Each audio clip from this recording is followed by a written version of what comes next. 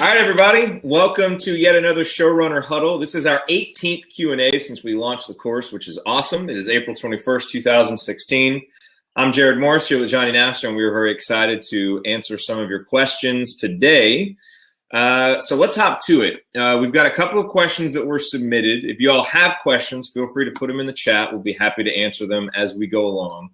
And since Jamar is not here yet, we will wait on his question until he gets here. But Peter is here. And so we will go with Peter's question first.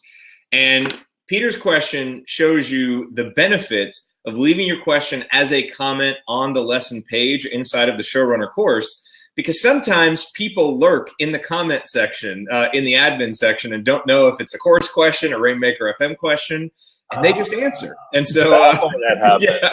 I was like, well. Yeah, so Brian Clark actually provided an answer to this question with an interesting little case study, which was certainly an obvious example to bring up. But let's get to Peter's question, and then we'll give you an answer because I think we all have some good perspective on this. So Peter says, I'm a local service-based business, and I'm convinced that podcasting and content creation can drive my business. But unlike many podcasts that look to grow a large audience without regard to geography, I'm trying to build an audience that does have geographic boundaries because of the type of business I'm in.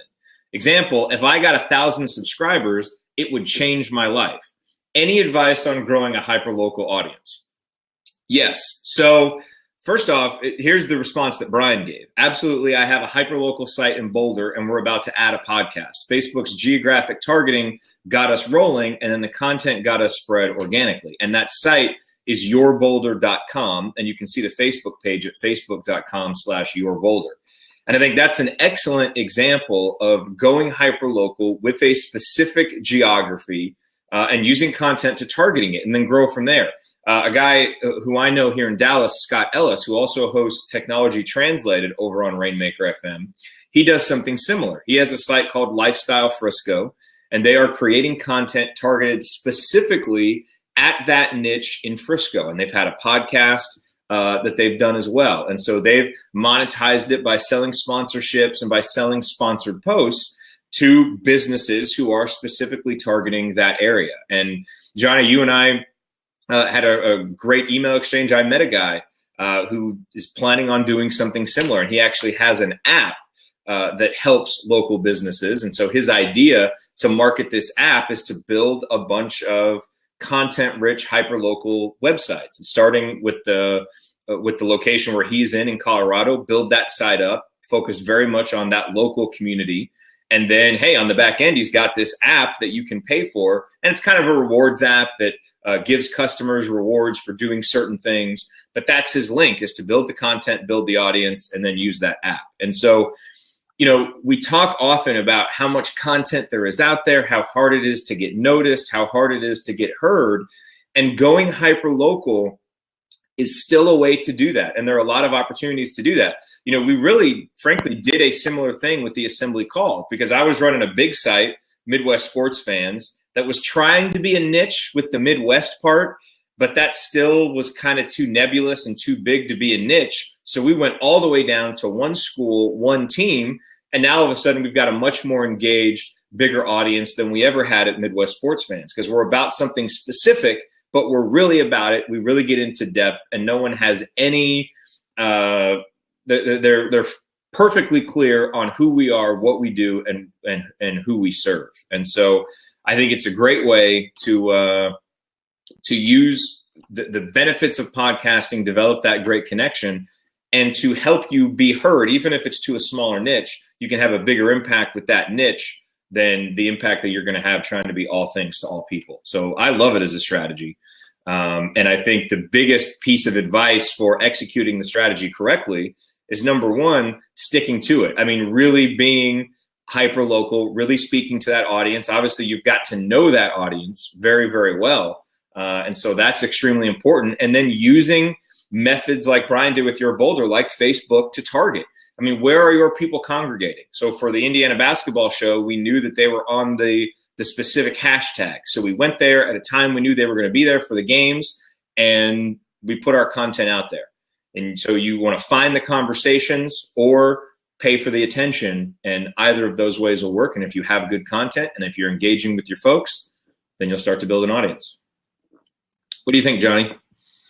I think you're exactly right. I think that you have to stick to it like you would with any show, but the one key difference, like you mentioned, is you have to go find your people where they are. And like Brian mentioned, how you have the benefit now of using Facebook's like geographic targeting. You can literally target the 100 people or 1,000 people or 10,000 people in your literally geographic region and then only market to them. It's going to cost you some money, but it's hyper targeted.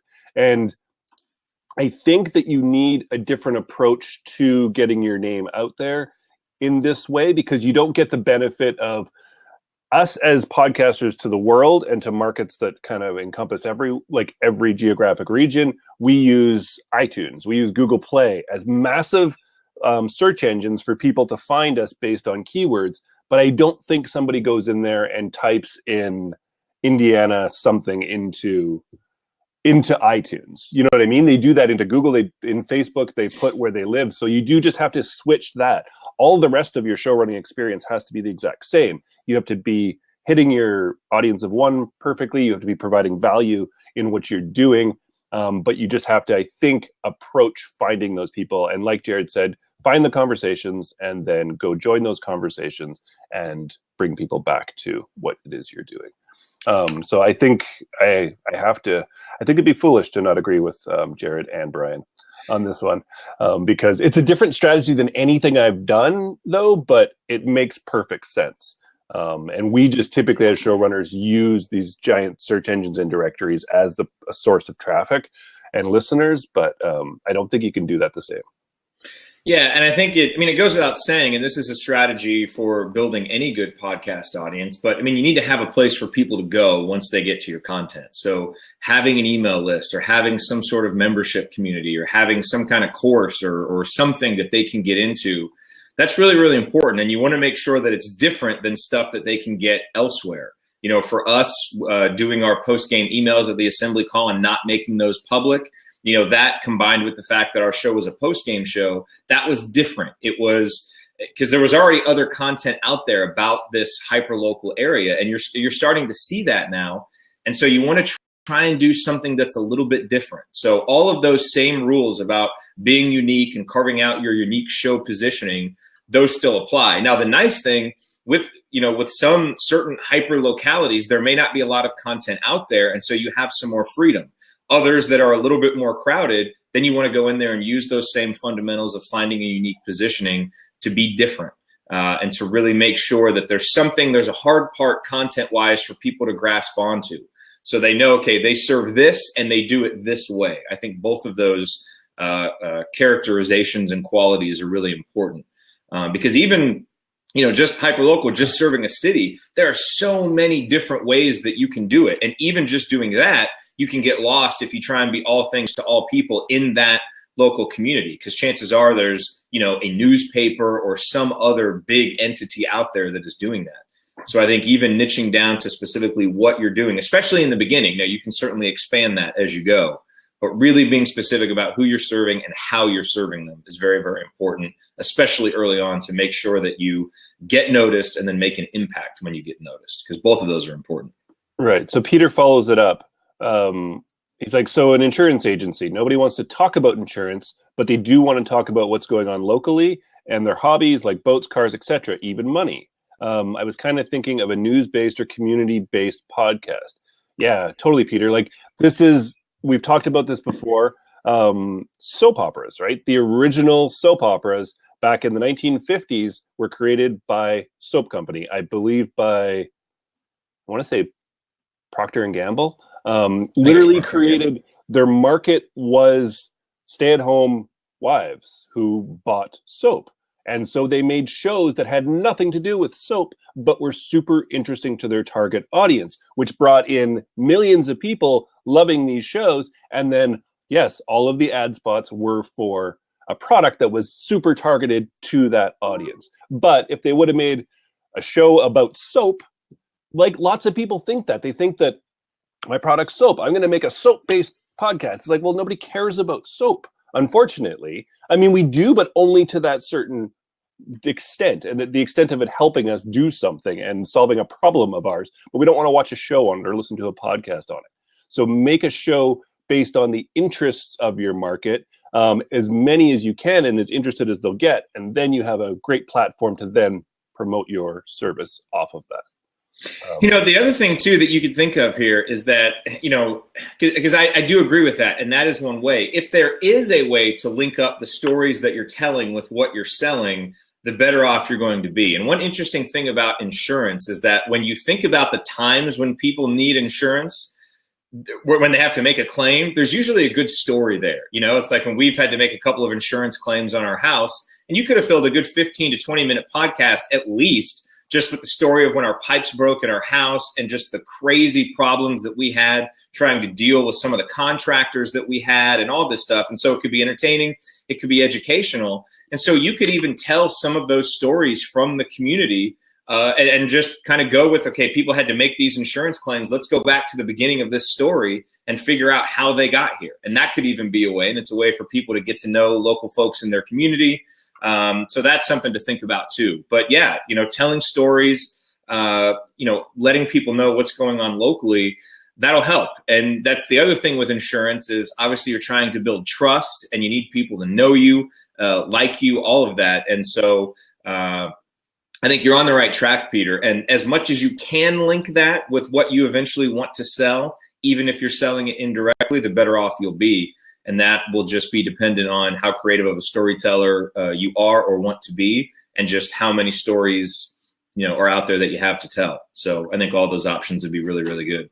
Yeah, and the stories would be awesome, totally. And then if you, Peter, like you say, and I've never really thought about this fully because I've never dealt with local, but when you say like hobbies like boats, cars, etc., even money, that's awesome, because if you can talk about those things and get people interested, then you can branch out to other like reputable businesses in your market, like who have a similar market. And you can say, hey, I have this podcast, and in this episode, we talk about boats. If it's like a boat company and they have like a email list of customers, they would probably promote it for you to them, because it's cool, interesting content based around your market already created by them. It's going to make them look better to their. And now you are actually growing without paying for traffic. You're just having like joint venture partners, as we call them in the marketing world, is getting people to send their audiences to your content. And your content is all wrapped around your product.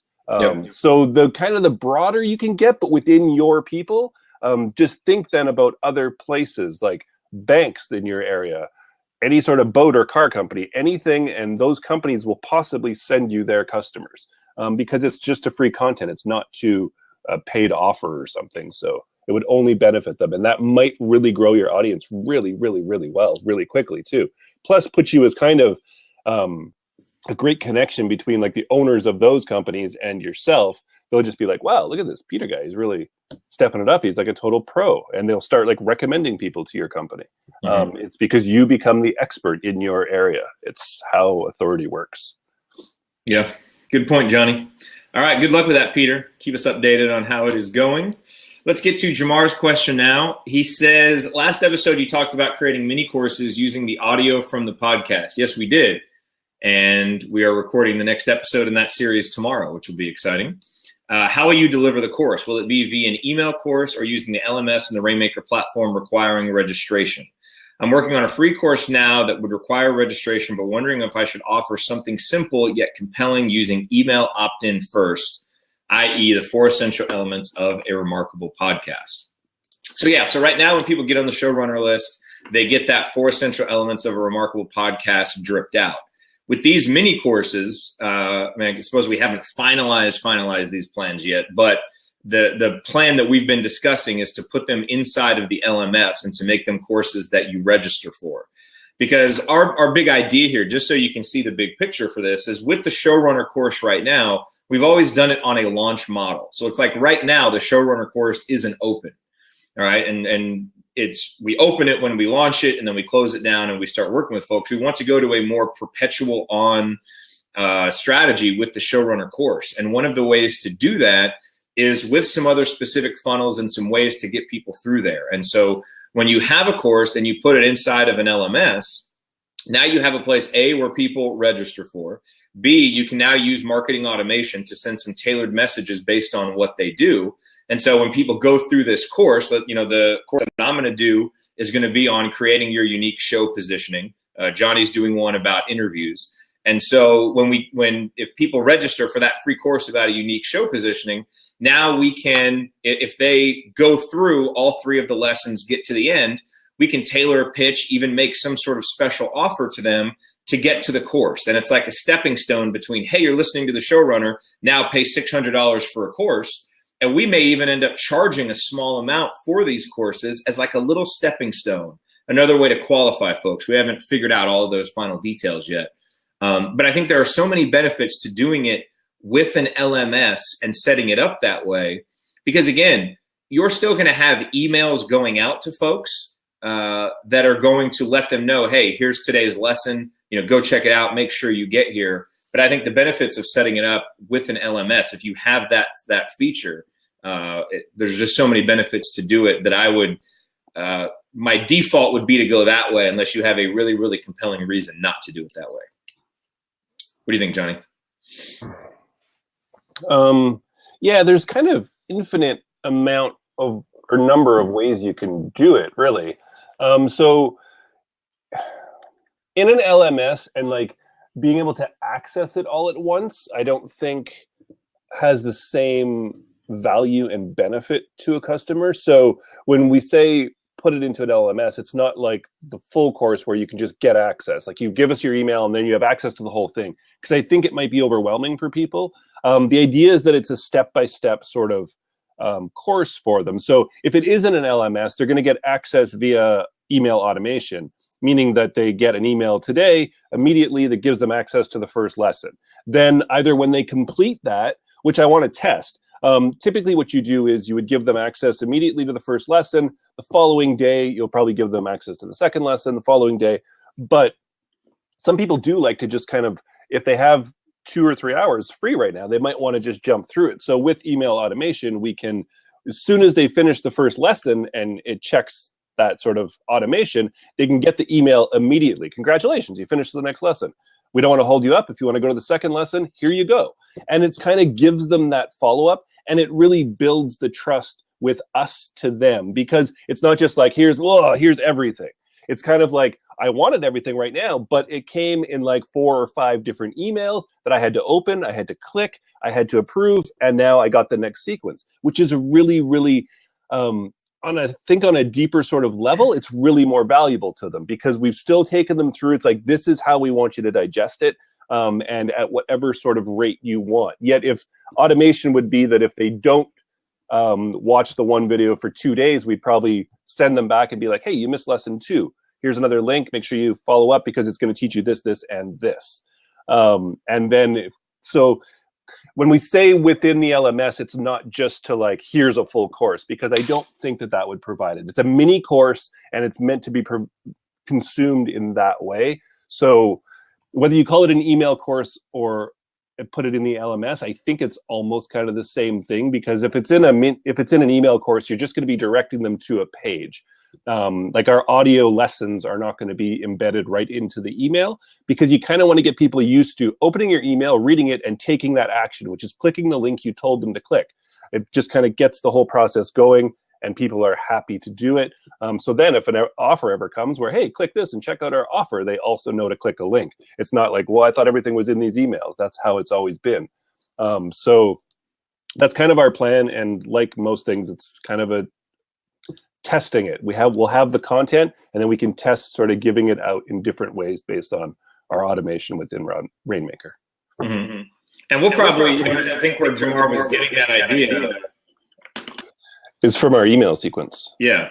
Right, but these are going to be different because these are that's not a mini course. That's basically that's an email course, and the fact that you're literally just getting an email. This is the same exact process, except with that first one, there'd be like, and get the full audio lesson here, or the video lesson here, and then it would be click. So you could still have those emails go out, but it would have a deeper sort of lesson. Like, it's really valuable because you go to a specific page on your site, whether that's behind an address or not. It's just, here it is, and it's an actual lesson, and it's really valuable to people. So there's a gray area between email course and then mini course, but the mini course is kind of the step up. And like Jared says, we are probably going to look at charging $20 at some point for these, or $25, because it's a small stepping point where they've purchased something from us. Now we can obviously tag them within our email system as somebody who's way more interested than all these other people. And so we know which process we can take them on. Yeah. Perfect.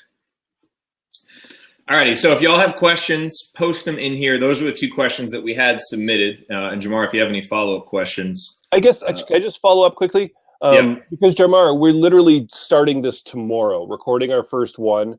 Over the next few weeks, maybe even month and a half, is it? We're going to be recording 2 different mini courses and then putting them in different ways and tracking the results. And then we're going to bring you 100% all of the results that we do get. So right now we are telling you what we want to be doing and what we're going to be doing, but we haven't done it. So it's kind of, you can take it and trust us, and we can trust what we think is going to work, but that doesn't always work. It's typically doesn't, and that's why we test things. But as soon as we have hard data for you, Jarmar, you guys will be the first to know. That's a really big reason why we want to do this, because we know mini courses work. We just don't know exactly from a podcast what will work best. But as soon as we do, we'll tell you the exact numbers, and then you'll know. Exactly. It is the fun and sometimes the frustration of kind of teaching as we go. Yeah, exactly. Peeling back the curtain as we're as we're doing it. So. Exactly. Yeah, and Jarmar, go the LMS route, because you're gonna, once you have that content created, you've created this mini course. You can, if it doesn't work for you in the LMS route after a month or 2, take it to the email route. Take it. You've created that content. You've created something valuable that you can put on YouTube if you want. You can do so many different things with it that it's the value of what you've created. Then it's just a matter of finding the right sort of funnel or pathway to get your people on to take the action that you want from them. So you've done the hard work of creating the content. Now it's just a matter of testing. So pick one route, like the LMS route, absolutely, and just run with it. See what the results are, and then don't worry, you've done the hard part. And Bob has an interesting comment. He says, I hear these ideas and see how I can implement them in my business, but then I have to actually learn the tech functionalities. And that is true. And we're planning some more detailed tutorials with Rainmaker. As we're implementing this stuff ourselves on our own Rainmaker sites, not only are we going to plan some tutorials, but also have some templates in there so that some of this stuff is set up. Like right now, if you start with the Rainmaker email service, there are autoresponder templates set up that kind of get you started. And if you're, to think about this, if you're thinking about doing with an LMS, let's say that you're going to do this small little free mini course with the LMS. And we actually did this with the new Rainmaker course. So you create your lessons in the LMS, and inside of the lesson page, there's a little section where you can add the drip delay. So let's say that you have your first one you want to go out immediately, lesson 2 you want to go out on after the first day, and lesson 3 you want to go out on the second day, right? So you've got immediate, 1 day later, and 2 days later. All right, Johnny will be back. So you set up that delay, and then what you can do with your email system is schedule an autoresponder to correspond. So you set up your autoresponder so that the immediate message sends people with a link to that first LMS lesson that is immediately out. Then you have an autoresponder message that comes out the next day with a link to the lesson page that is going to be open the next day because of the drip delay that you set up. Then you have a third email message that goes out on that second day for the third lesson that's going to be out. And then you can use, it depends on what kind of tagging you want to use, but based on, if let's say that someone goes in and they click in on that, the second lesson, and you want to have an offer that's specific to that, you can use marketing automation that if they visit that page, now you can automatically send an email that says, hey, we're really excited that you've decided to start this course. You're clearly very interested in this subject. The next step, check out this ebook. And for a limited time, you can get the ebook for 50% off. Like whatever your offer would be, now you can set that up based on that. And again, I know you were asking about the tech functionalities. That's kind of a quick and dirty step-by-step for how you would do it. But we'll do some more of those. And if you have any specific questions about how to use Rainmaker to do it, ask in those coaching Q&As in Digital Commerce Academy, because we may do some also in there where we just, do a screen share with Rainmaker and show you step by step how to walk through. But it's all in there, which is good.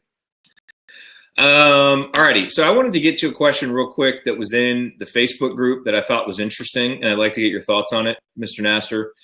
This is from Jeff, and he says that someone asked him for a rating and review on their show, and they left one for him. And so he had to listen, didn't listen to the whole thing because it was like 2 hours long, and it's a comedy show.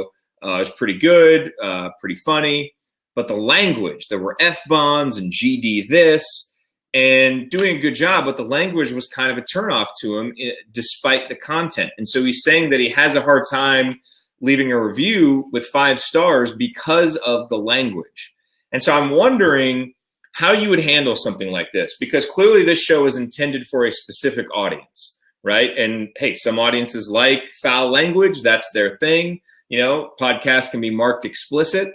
And if it's produced well and it's funny and it's clearly doing everything it needs to do for the audience, but the only drawback is language, should you let your personal disagreements with the language compel you to leave a 2 or a 3-star review if the show itself is still good and good for its intended audience? Or would you leave a 4 or 5-star review and just be candid about the language that's in it so that people who are looking at the reviews know, but it doesn't dock the person just because your particular taste for language didn't fit with that show? What would you do? I would definitely let it affect it. If somebody sent me to their 2-hour comedy podcast and there wasn't a curse in it, I would give it like a 1 star. Nothing worse to me than clean comedy. It's subjective. It's 100% subjective. It's completely 100% against iTunes terms of service to ask for a 5-star review. You can ask for reviews all you want. You're supposed to ask for reviews, but you cannot ask for a 5-star review. You can ask for an honest review. That's what it is. It's completely subjective, 100% to the person. And I don't even think that iTunes necessarily tracks. I think they track below like maybe 2 or 3 stars, but I think 4 and 5 are the same, and maybe even 3. It's activity of people being like emotional enough to go and actually leave a review. That's pretty cool.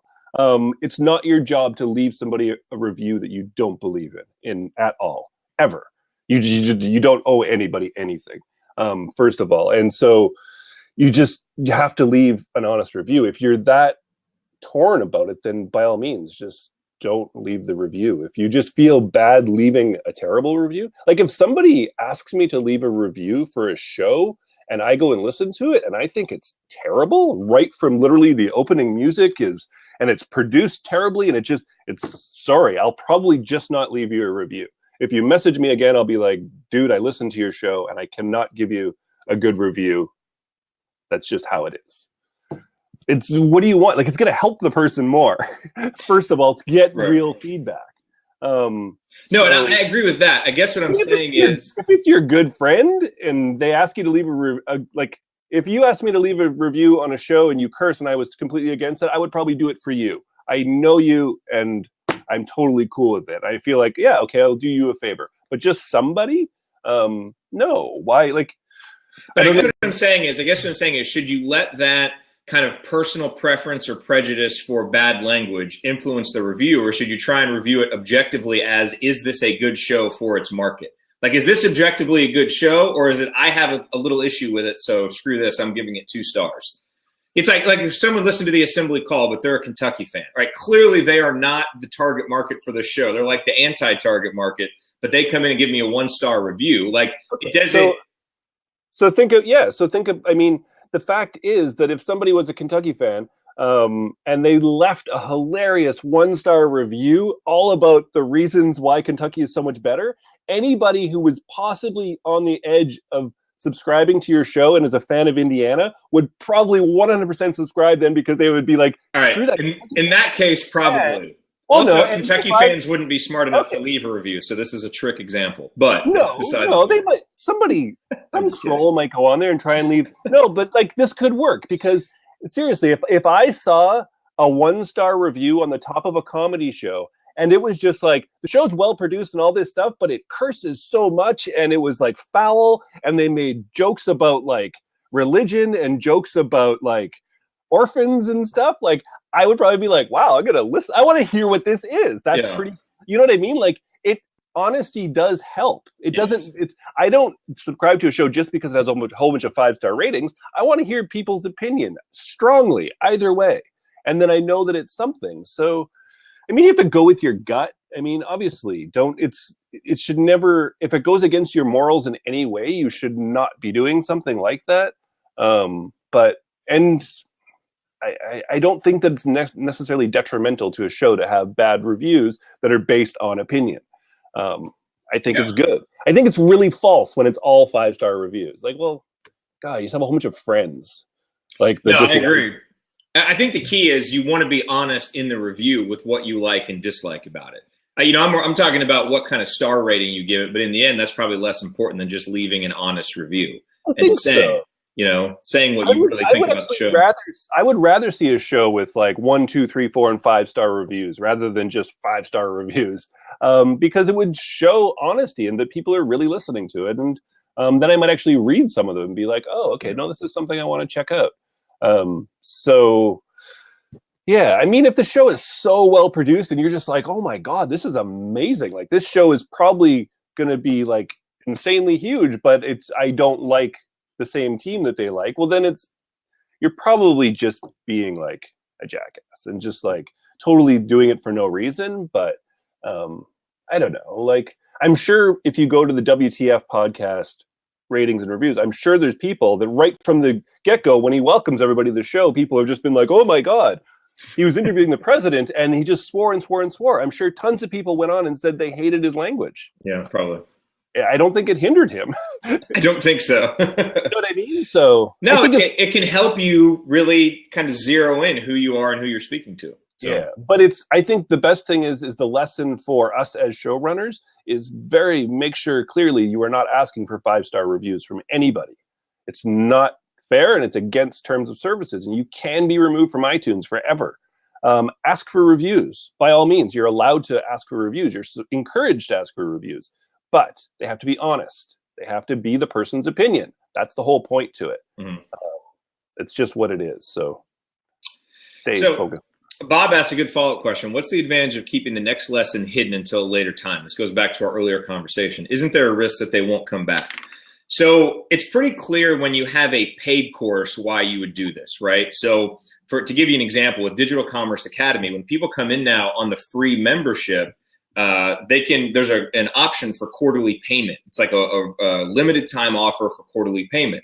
And so if they take that offer for quarterly payment, well, now the risk is, okay, they make one quarterly payment, they go in and they look at all the lessons. If everything is available right there to them, they look at they get all the lessons, download the stuff, and then they're out.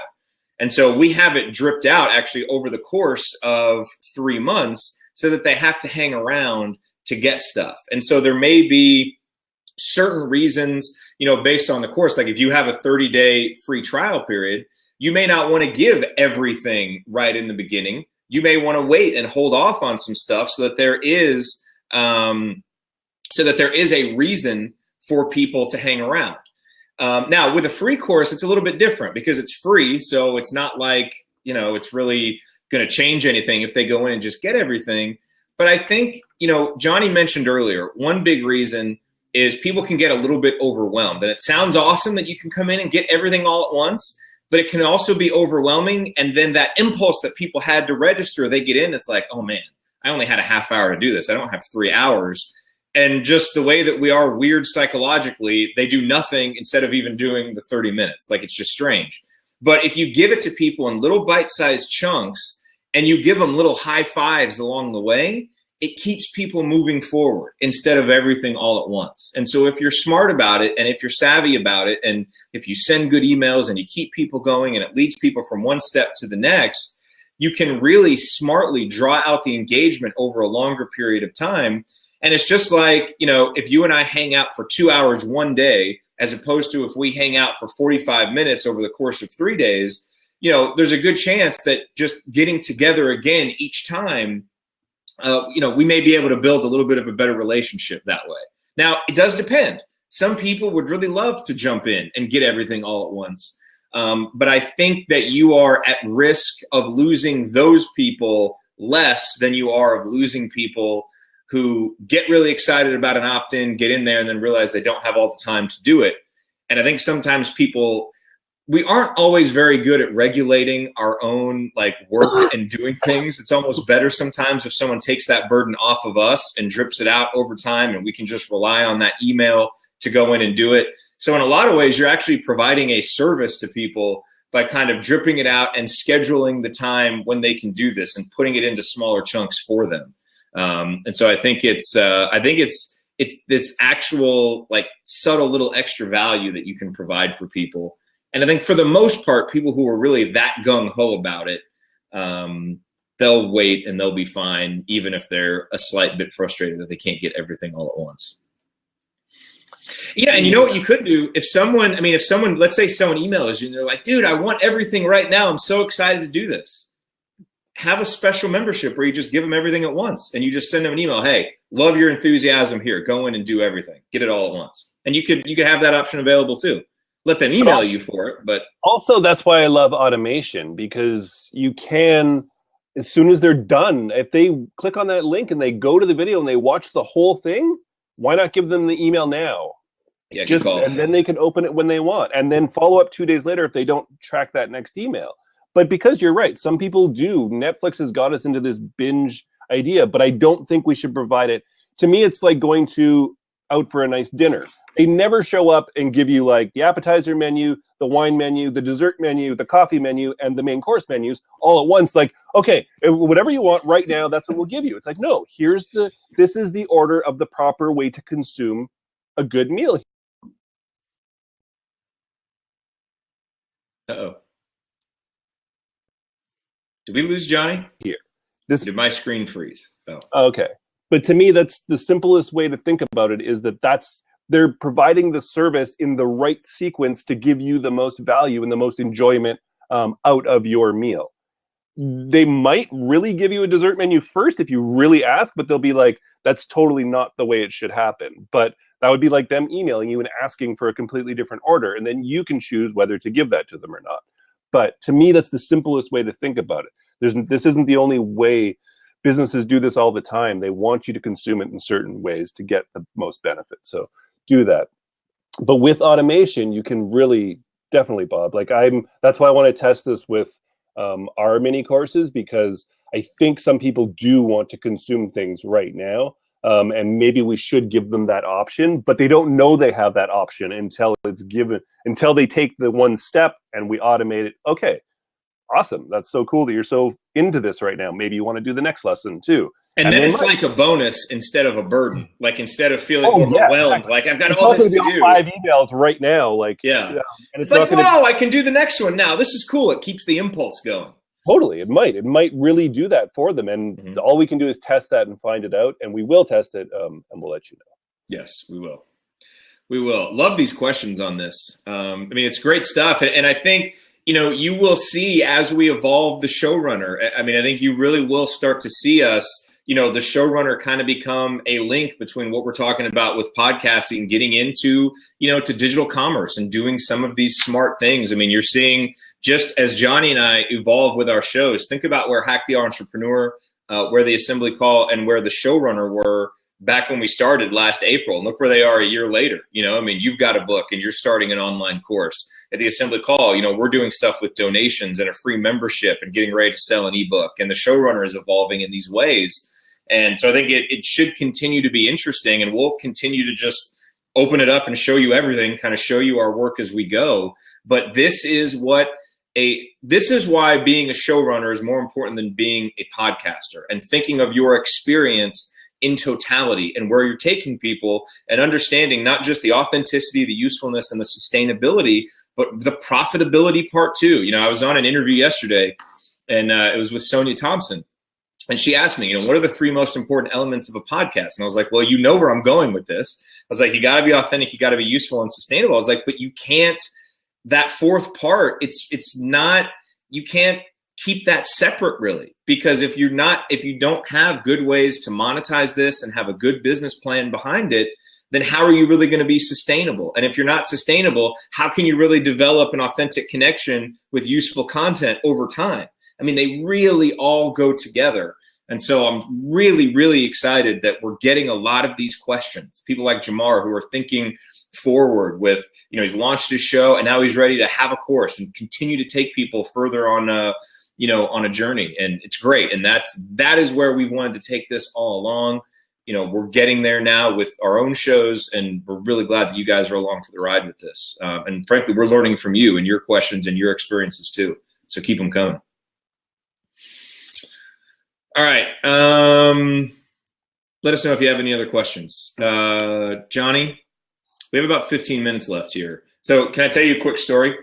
Yeah. So one of the, I think with the assembly call, doing a live show has been awesome for us because it's been our differentiator. And there's kind of this energy when you do a live show. And I think that's part of why the podcast has taken off too, because even though it's recorded, there's still kind of that live energy to it. But there can also be drawbacks to doing things live. As we saw earlier today, when you're going to go live at 9 o'clock and you have an audio issue at 8:59 that just came up, even though you got here 5 minutes early to test it, what are you going to do? So last night we had this happen. We had this former IU basketball player, one of the best players in school history. He was scheduled to do an interview. And so we were going to do it here on Blab. And I had been tweeting with him and I was like, hey, let's make sure that we do a test beforehand because we go live right at 8 o'clock Eastern time. And so, it's live. We want to make sure that we're there and we tell people we're going to be there. And so he had done a test and everything, and we're all good to go. Get there a half hour early. I had a separate Blab set up, all ready to test. Like I personally, literally could not have done more to set this up and test it and make sure it was going to work. And so we get in there at 6:30 and try and test, and he can't get on. And he's got firewall issues. He thought that his internet at home wasn't going to be as fast, so he went to school, not realizing that the school has firewalls, which wouldn't allow you to have video on. So we're trying and trying and trying. We can't make this happen. He can't get on a Google Hangout.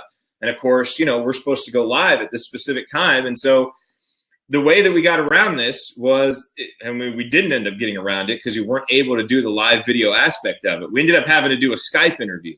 And it turned out great because the interview was phenomenal and people have really liked the podcast. But we just, I was just communicating with folks via Twitter, letting them know what was going on. We're testing this, having some difficulties, this, that, and the other. We had to put up a different message on our live page that just kind of alerted people to it. And it's just, it's one of those issues with anything live that you're doing. At some point, there's going to be some issue like that, especially when you're getting people outside of your normal kind of co-hosts who know everything to do. And it's kind of a given, man, when you try and bring someone else into that environment who isn't that tech savvy, it adds so many variables and it can be difficult. So I guess my lesson with this is understand this can happen and do everything you can to prevent against it, because we've had other issues in the past where because we got there a half hour early, we were able to fix them before our live time started, or we did tests to make sure that people knew. And this one, there literally isn't anything else really that we could have done except have a GPS tracker on him and realize when he was driving to his school, hey, Kirk, maybe go back home.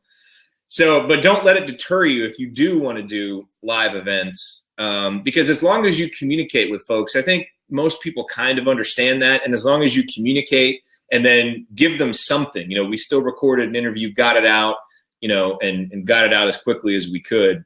There's so many benefits to doing live things that I still highly recommend it, but just know that stuff is going to happen. So go into it with your eyes open and just prepare and communicate are the two biggest pieces of advice that I can give. And don't bash your head against right. Right. Because it will all work out in the end. It will. But you have to push it to work out though. You obviously didn't just this. Right. Exactly. You got to take every precaution that you can, but even when you do that, things will happen. Just, it's like with these blabs, we had that issue for a while when we were doing them pre-scheduled, we were having all those audio issues. So we've stopped doing that. Most of the audio issues have subsided. And then today it just comes out of the blue. Well, hello, technology. Yeah, it's a beautiful thing. It is a beautiful thing. It is a beautiful thing. So what's new with you with the is it why can't I remember? Is it 1,000 Maniacs or 10,000? The 1,000. 1,000. 10,000's a band. Dang it! Yes, it's the band. We've been over this. Okay. 1,000's the course. Yes. And how's it going? Any new updates? It's been good. I've been sick. I've been literally in bed for the past 3 days. Until today. This is my first appearance in a chair in 3 days. So it's been kind of slow, but yeah, I have like a sort of a mini course workshop thing set up, like a fully automated funnel right now, with one video is like 8 minutes, one video is 10 minutes with a workbook to go through and fill out, and then like a 40-minute workshop after. Got that set up on Monday actually, which is pretty cool. So the first people are just going through that now. Hey, let me ask you a question. So we normally record on Tuesday mornings, and so we got on our Tuesday morning recording. You sounded like death, and so we decided that we weren't going to record, and then we pushed it off again yesterday. So we're going to record tomorrow. How did you handle that with interviews that you had scheduled? Did you plow through and do them? Did you cancel them? What did you do? I had to cancel them all. Yeah. I didn't so on Tuesday after we got off our call, I was just like, I went upstairs just for like half hour just to see, like, I'm like, maybe I can like medicate or something, like Dayquil, maybe it'll get me through. But it's like, no, there's just no way. Like my voice and just like cloudy, I just couldn't think properly. So I was like, I have to cancel. But I only canceled all Tuesdays. Everybody's obviously just human beings, right? They're all super like, oh, dude, totally, man, get better, awesome. And they all like instantly reschedule for like next Tuesday. Because that's exactly what I said in my email. Is like, sorry, cannot make it, but can we just do the exact same time next week? Yep, perfect. So it was just a simple calendar switch. And then I didn't do Wednesday because I was like, I'll be better tomorrow, or at least good enough, right? But then Wednesday morning is like, no, same thing. So then I canceled them. It was just what I had to do. And it's unfortunate because I'm not at all actually backed up on interviews right now like I usually am. So I need those interviews, but at the same time, I did 2 on Monday because I was feeling good. So I happen for next week. But so let's say that you get behind, and maybe you get to this week where because you had to cancel, you're going to miss a day or two. Would you get on there and record a special episode and just let people know, hey, I was sick, this or that happened, or would you just miss a day, or would you rerun an episode? I missed today actually. There's no episode today. And actually I missed last Thursday intentionally. And I just have enough episodes a week that people aren't worried about it. Yeah.